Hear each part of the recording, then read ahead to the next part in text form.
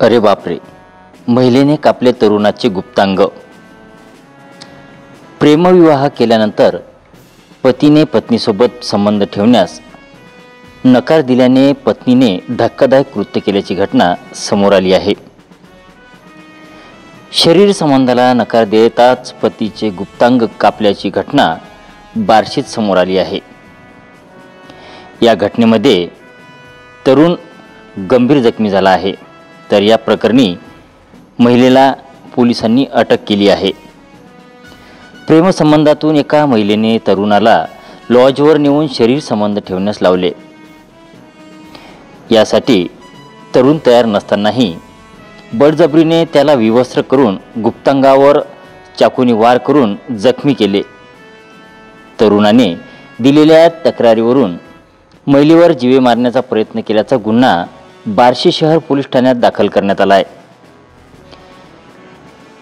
याबाबत मिळालेली माहिती अशी आहे की कमलेश काकासाहेब सांगळे वय 24 वर्ष, राहणार शिरूर घाट, तालुका केज, जिल्हा बीड याचे मोबाईलचे दुकान होते।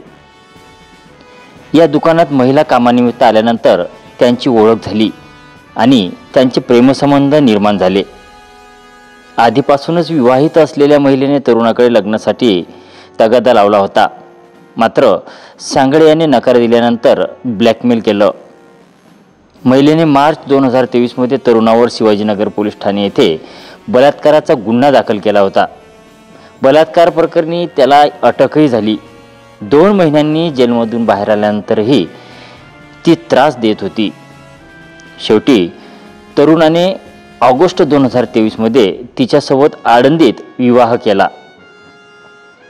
लग्नानंतरही महिला तरुणासोबत राहत नव्हती, मात्र ती त्याला फोन करून आणि दुकानात जाऊन त्रास देत होती। तिच्या त्रासाला कंटाळून तरुण 3 महिन्यांपूर्वी बार्शी तालुक्यात नातेवाईकाकडे राहण्यास गेला।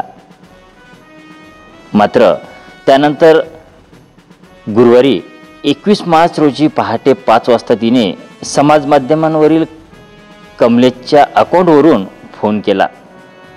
त्याला धमकी देत गुरुवारी दुपारी बार्शी एसटी स्टँडवर भेटण्यासाठी बोलवण्यात आले।